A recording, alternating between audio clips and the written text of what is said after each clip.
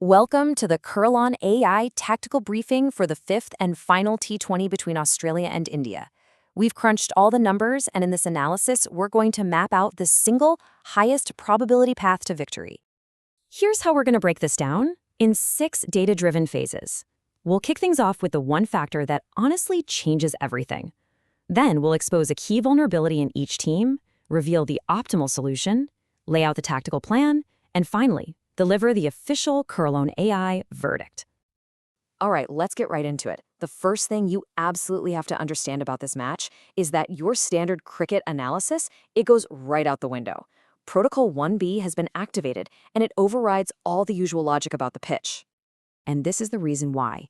70%. That is the forecast probability of rain during the second innings. Now, this number isn't just a small detail. It's the whole ballgame. It becomes the central strategic point that everything else has to revolve around. That 70% figure is what triggers our weather supremacy override. And its conclusion is, well, it's not negotiable. Because chasing gives you a massive advantage.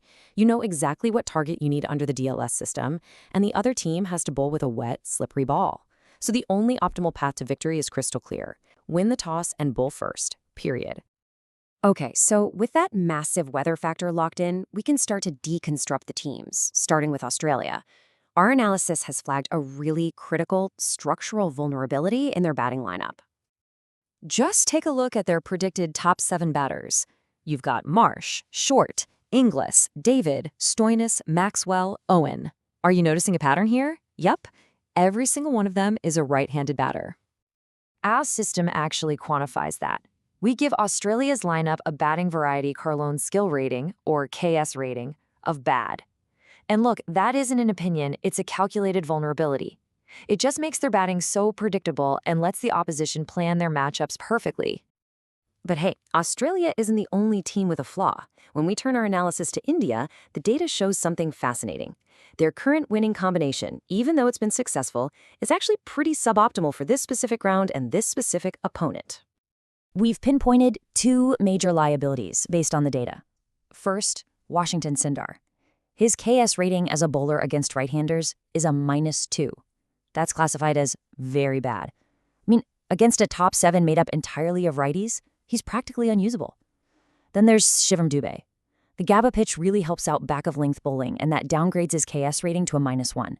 It creates a very clear weakness for the opposition to target. So we have 2 liabilities sitting in the Indian 11, but luckily, Kurlon Protocol 8 mandates a single swap that solves both problems at once. We call this the 90-10 optimal solution. And this just brilliantly illustrates the tactical upgrade. You take out the suboptimal players, Sundar, the bowler you can't use, and Dubey, the batter who's a liability on this pitch. And who do you replace them with? The optimal solution. Harshit Rana, a specialist third pacer with a positive KSR rating, and Rinku Singh, an elite finisher whose KSR rating is a very good +2. You're swapping 2 liabilities for 2 absolute specialists. It's a no-brainer. Now, with the optimal team in place, we can get into the really fun part, the detailed execution plan. This is exactly how the optimized Indian team can systematically take apart the Australian lineup by exploiting these pitch-adjusted matchups. Target number 1 is the Australian wicketkeeper Josh Inglis. Once we adjust for the GABA pitch conditions, his KS reading absolutely plummets to a -3. We classify that as a critical vulnerability. It represents the single biggest data-driven mismatch in the entire game. So, how do you exploit it? The Kurlon plan calls for a 2-pronged pace attack right in the power play. Your primary weapon is, of course, Jasprit Bumrah, and your contingency plan is Harshit Rana. Both are right-arm pacers who are perfectly suited to attack Inglis's critical weakness and maximize the chance of getting him out early. The second major target is Australia's middle-order engine room. And what's incredible is that both Tim David and Marcus Stoinis share the exact same fatal flaw, a pitch-adjusted KS rating of -3 against back-of-length bowling. That's right, another critical vulnerability. The plan here is something we call a complete the circle matchup. It's simple, really. You use India's best bowlers at this specific length, Bumrah and Arshdeep, to attack the opposition's most severe weakness. And then, as a contingency, you bring in Aksar Patel to exploit their secondary vulnerabilities. For David and Stoinis, there are just no safe zones. So we've deconstructed the overriding strategy. the personnel, and the execution plan. We now move to the final phase of this briefing, the Crawl-Alon AI verdict, which brings all of these data points together into one definitive conclusion. This yardstick just makes the case undeniable. Look at it. Batting variety, advantage India. The crucial back-of-length matchup for batters.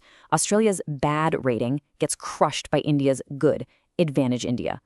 At bowling that same length, Australia is good, but India is elite, advantage India. Even when you look at the average quality of the top 5 bowlers, it's a clear win for India. The optimized team wins on every single key tactical metric. And that brings us to our final verdict. The unoptimized Indian team, the one that's been winning, is actually in a really vulnerable position here. But the optimized 11, with just those 2 simple changes, is so perfectly aligned with the venue's data that it becomes the clear and, frankly, overwhelming favorite. The entire match hinges on this one selection decision. Our analysis is complete. The numbers are clear. The path to victory has been mapped out with an extremely high degree of probability. The only variable left is the human one. The data provides the path. The only question is, will the team have the courage to follow it?